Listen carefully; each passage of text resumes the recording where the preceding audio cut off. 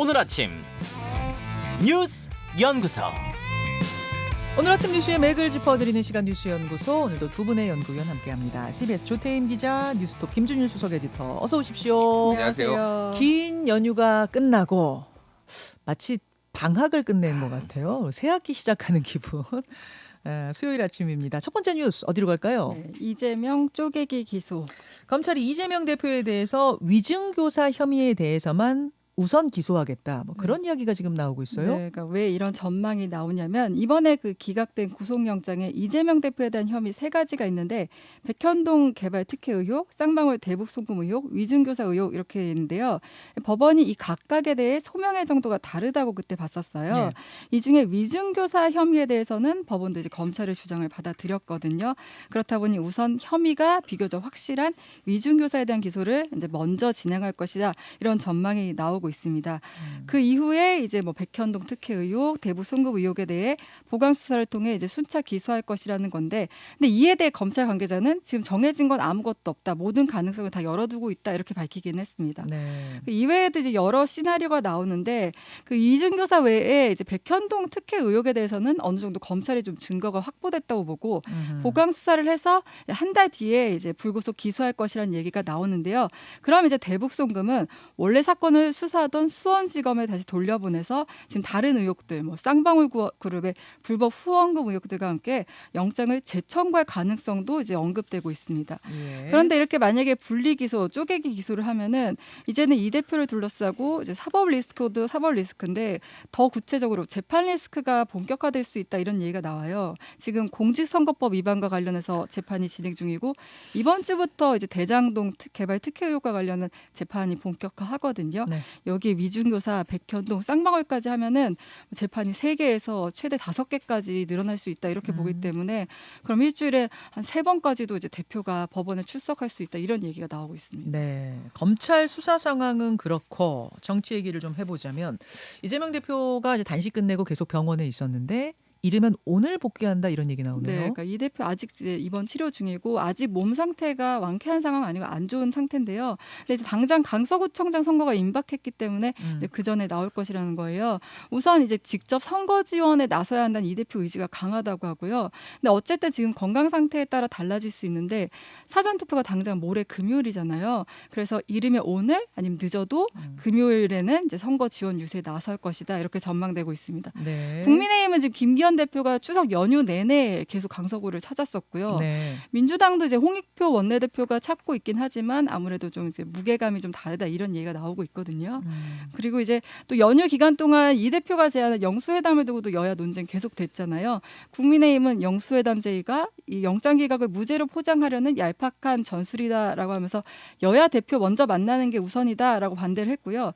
연휴 동안 이에 대한 언급이 없었던 대통령실이 어제도 특별히 드릴 말씀은 없다면서 지금 무반응 상태입니다. 자, 현안이 많아요. 김준일 에디터 하나하나 예. 좀 보죠. 일단 검찰 수사부터 보면은 네.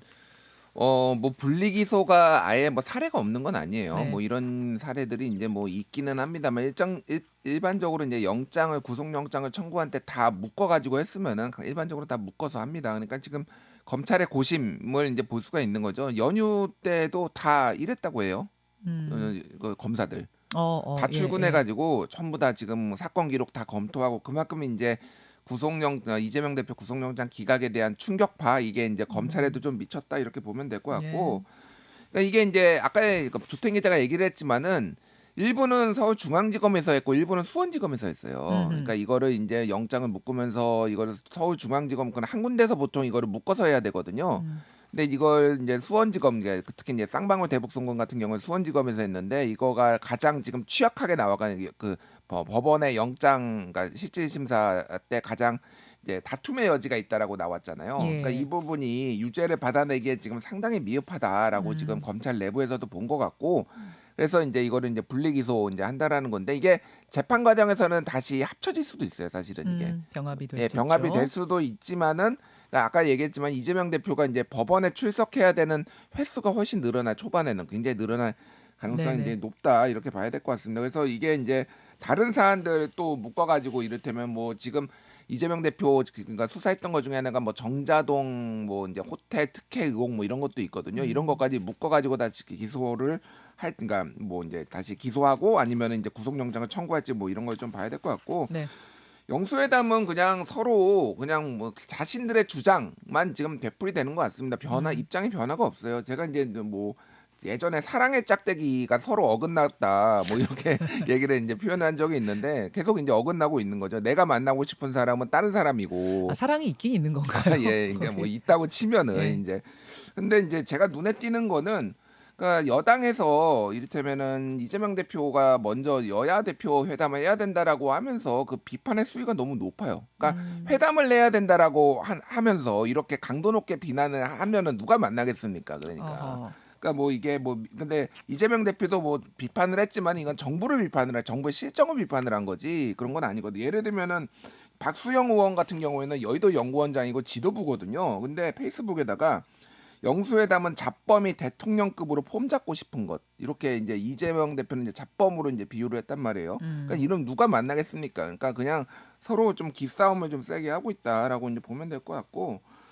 일단 어제 그 이균용 대법원장 후보자는 이제 뭐 이미 이제 거의 부결 가능성이 상당히 높고 오늘 의원총회에서 일단 결정을 한다라는 거고 민주당이. 그렇죠. 그리고 이제 뭐 김행 여성가족부 장관 같은 경우에는 사실 오늘 뭐 이제 청문회가 열리기로 했는데 이게 국민의힘이 이제 반발을 하고 있는 거는 이거를 일정을 같이 합의를 안 했다라는 건데 내일입니다. 네, 네, 내일이요. 청문회는. 네, 그건 내일이죠. 네, 내일입니다. 죄송합니다. 근데 이제 이 부분에 있어서는 이제 계속 안 들어가는 게 오히려 더 불리하다라는 판단이 있다라는 거예요. 국민의힘 그러니까 이게 내부에서도. 장관 인사청문회를 하는데 야당이 보이콧하는 건 봤어도 여당이 보이콧하는 거는 본 적이 없어서 지금 정말로 국민의힘이 보이콧하고 안 들어갈 건가? 이게 좀 이게 갸우뚱해요. 정해진 건 아니죠, 조태인 기자. 정해진 건 아니고 확정된 건 아니죠. 원래 사실 오늘 원내대책 회의가 없기 때문에 그거에 대한 입장을 밝힐 그 기회가 없잖아요. 그래서 이제 어제 연휴 끝에 이제 회의를 한 것으로 보이는데 거기서 이제 이 얘기를 한 거예요. 이 얘기가 나온 건 사실인데 확정을 하진 네. 않았거든요. 어떻게 될 걸로 보세요, 김준일 에디터는? 근데 지금 김행 후보자가 나온 의혹 자체가 너무 많고 이게 해명이 안 되고 심지어는 자신의 주식을 인수하면서 회사 돈으로 인수했다라는 뭐 이런 내용까지 나오면 이거는 거의 범죄거든요. 배임 뭐 이런 것까지 있어서 이거를 옹호한다라는 게 굉장히 여당 입장에서 힘들 겁니다. 그러니까 사실은 그래서 힘들어서 방어가 힘들어서 보이콧하려는 그러니까 정확하게 거 아니냐? 의중을 모르겠어요. 그러니까 이게 정말로 야당이 단독으로 일정을 잡아서 안 들어가는 건지 들어가봤자 이게 계속 실익이 없기 때문에 그런 것인지 그런 것도 좀 이제 선거에 안 좋은 영향을 끼칠 수도 있다 뭐 이렇게 판단한 건지는 모르겠으나 뭐 내일 돼봐야 알 것 같고 어쨌든 뭐 이거는 표결이 있는 건 아니니까 대통령이 임명할 가능성은 뭐 높다라고 봐야 되겠죠. 이균용 대법원장 후보자 같은 경우는 표결을 해야 되잖아요. 과반 출석에 과반 찬성이어야지만 임명이 가능한데 어제 홍익표 원내대표 제가 인터뷰했습니다만 뭐 부결 기류가 거의 확실해 보였어요. 그러니까 이게 일반적으로 이제 사법 공백 이런 거에 대한 이제 비판들이 있을 수가 있는데 이균용 후보자에 대한 평가가 너무 안 좋고 이거를 부결시키는 것에 대해서도 여론이 별로 나쁘지가 않아요. 그러니까 문제가 많다. 한마디로 대법원장 후보자가 법을 모르는 대법원장 후보자가 말이 되냐. 그리고 재산 증식 과정에서 너무 많은 문제가 있다. 뭐 이런 얘기들이 있기 때문에 아마 야당도 큰 부담은 느끼지 않고 다만 이제 신중하게 접근을 하겠다라는 거지만 아마 부결에 별로 큰 부담은 느끼지 않는 것 같아요. 자, 이제 이렇게 쭉 정리를 해놓고 나니까 야, 이게 뭐 전국이 정말 꽁꽁 얼어붙겠구나. 어떤 분들은 갈등의 최고조에 달하는 10월이 될 거다라고까지 평하던데 지금 논평을 듣고 보니까 정말 그럴 것 같은 느낌이죠. 잠시 후에 김성태 전 의원 만납니다. 이분은 강서구청 그 보궐선거에서 국민의힘 선대위원장도 하고 있고 전 원내대표도 했잖아요. 현안들 두루두루 좀 살펴보죠. 다음으로 갑니다. 네, MB 블랙리스트 없었다. MB 블랙리스트는 없었다. 이 얘기는 누가 한 얘기냐? 유인촌 문화체육관광부 장관 후보자가 한 말입니다. 네, 그 MB 블랙리스트가 뭐냐면 이제 문재인 정부에서 적폐청산 TF에서 2017년에 이제 공개를 하면서 알려졌는데 MB 정부 당시 국정원이 문화예술인을 대상으로 뭐 화이트리스트, 블랙리스트를 나눠 관리했다는 건데요. 유인촌 후보자가 이때 2008년 2월부터 2011년 1월까지 약 3년 동안 당시 문체부 장관을 수행했었거든요. 2017년 이 문제가 불거졌을 때 유 후보자는 문체부와는 관련이 없다고 했었는데요. 이번에 이제 유 후보자가 제출한 인사청문회 서면질의 답변서에서 이제 블랙리스트 관련 질문에 이명박 정부에서는 블랙리스트가 없었다 이렇게 답을 한 겁니다. 네. 그러니까 블랙리스트가 없었다고 답을 했기 때문에 수사 필요성에 대해서도 수사 필요가 불필요하다 이렇게 답을 했습니다. 그리고 또 이제 박근혜 정부 당시 문화예술계 블랙리스트에 대한 질의에는 블랙리스트는 있어서는 안 될 일이라 이렇게 답을 했습니다. 그럼 이 얘기는 좀 이렇게 정리를 해보면 박근혜 정부 때 블랙리스트는 있었던 것 같지만 그건 내가 모르는 일이고 MB 정부 블랙리스트는 최소한 확실히 없었다. 이렇게 좀 입장 정리를 하면 돼요. 네, 맞습니다. 네. 그래서 이제 근데 이제 뭐 이에 대해서는 그때 당시에도 이제 몰랐다 이런 해명을 내놨는데 사실 지금 뭐 이미 재판이 진행 중이고 어느 정도 좀 입증된 면이 있기 때문에 이 부분이 어느 정도 설득력이 있을지 모르겠고 또 내일 청문회에서는 아마 이 부분에 대해서 좀 집중 부각할 것으로 보이고요. 그리고 이제 유 후보자가 문체부 장관으로 재직할 당시 기관장 사태 종용과 관련한 이제 질문도 있었어요. 근데 여기에 대해서도 일괄 사태를 종용한 바 없다고 답을 했는데 그런데 이제 정치적으로 임명된 기관장의 경우에는 정권 교체 시 물러나는 게 바람직하다고 생각한다. 뭐 이 부분에 대해서는 국회 차원의 제도화 논의가 필요하다 이렇게 답을 하기도 했습니다. 그 부분이 유인촌 장관 후보자 인사청문회에서는 쟁점이 될 것 같고 김행 여가부 장관 후보자 청문회 뭐 이야기 아까 잠깐 했습니다만 여기는 이제 불참을 하느냐 마느냐부터 이야기를 지금 정리해봐야 되는 그런 상황. 김준일 에디터 어떻게 될 것 같습니까? 일단 지난 9월 14일에 이제 유인촌 장관 후보자가 첫 출근을 했거든요. 그때 자전거 타고 쫙 오면서 그때 뭐라고 했냐면은. 문화예술계 블랙리스트와 관련해서 제가 있을 땐 그렇게 큰 그런 건 없었는데 물론 약간의 대립적인 관계를 가지고 있었다라고 얘기하면서 제가 장관이 임명되면 그 문제는 다시 한번 잘 들여다보겠다 뭐 이렇게 얘기를 했어요. 그때도 일단은 약간 뭐 워딩이 조금 애매하지만은 그러니까 그런 건 없었다라고 이제 주장을 했던 건데 한번 들여다보겠다라고 했는데 이제 잘 들여다보니까 이제 없었다가로 이제 확실하게 이렇게 이제 이어진 거죠. 그러니까. 그래서 아까 전에 뭐 얘기가 나왔지만은 이게 왜 이런 일이 있느냐를 좀 설명을 드리면은 이제 박근혜 정부 때는 이게 문체부에서 주도를 했어요. 그래서 그때 이제 장관이나 관련된 이제 공무원들이 다 처벌을 받았는데 요거는 이제 2017년에 이제 요거 MB 정부 그러니까 2017년 문재인 정부 때 요거를 이제 들여다보기 시작했거든요. 그래가지고 그때 MB 정부 건을 이제 들여다보기 시작하면서 요거에 대해서 이런 건이 있었다라고 근데 문건들이 막 나왔는데 이게 유인촌 장관 문체부에서 직접 개입 국정원에서 만든 거지 직접 개입했다라는 증거가 없었고 처벌을 안 받았어요. 이 건과 관련해서. 그러니까 요거와 관련해서 그러니까 처벌을 그러니까 제가 잘 뭐 정확한 이유는 못 들어봤습니다만 처벌도 안 받았는데 이게 무슨 블랙리스트야. 뭐 이렇게 지금 주장을 하는 거라고. 말하자면 우리가 했던 증거가 있어? 이제 이렇게 되는 거죠.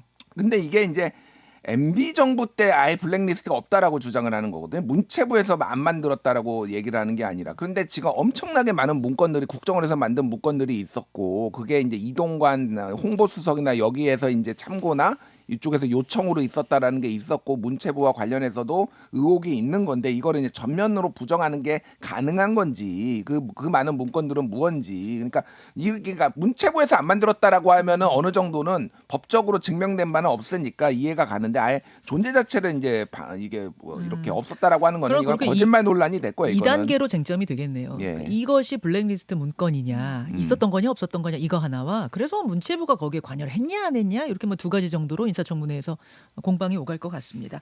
자 일단 그렇게 좀 정리하고요. 짧게 세 번째 이슈 가죠. 네, 오염수 2차 방류. 일본이 2차 오염수 방류를 곧 시작한다고요. 네, 예정대로면 내일 2차 방류를 한다고 하는데. 아니 이거 들으시는 분들은 아니 지난번에 오염수 방류 시작했는데 그냥 쭉쭉 계속 내는 거 아니에요 하실지 모르겠습니다만 한번 방류를 한 차례 하고 쉬었어요. 네, 맞습니다. 그리고 다시 하는 거죠. 한 20여일 정도 공백이 있는데요. 그리고 이제 두 번째 2차 방류를 하는 겁니다. 도쿄전력이 이미 그 사전 준비에 들어갔고요. 바닷물에 희석한 소량의 오염수를 채취해서 이제 농도를 측정하는데 여기서 문제가 없으면 내일 계획대로 방류를 하는 겁니다. 네. 그러니까 앞서 말씀하신 것처럼 1차 방류는 8월 24일부터 한 20여일 동안 있었는데 그때와 비슷한 양인 7,800톤의 오염수를 이제 희석시켜서 방류를 하고 이 2차 방류 같은 경우는 17일 동안 이뤄집니다. 그리고 뭐 앞서 좀 논란이 있었던 게 그 2차 방류 오염수 시료에서 그 미량의 방사성 핵종이 발견되면서 좀 논란이 있었는데 도쿄전력은 이에 대해서는 이제 방류 기준을 모두 만족한 수준이라고 했고요. 그리고 앞서 얘기하신 것처럼 또 이렇게 끊었다가 또 3차, 4차까지 내년 3월까지 이렇게 방류가 이뤄지게 됩니다. 여기까지 두 분 수고하셨습니다. 감사합니다. 김현정의 뉴스쇼는 시청자 여러분의 참여를 기다립니다. 구독과 좋아요, 댓글 잊지 않으셨죠? 알림 설정을 해두시면 평일 아침 7시 20분 실시간 라이브도 참여하실 수 있습니다.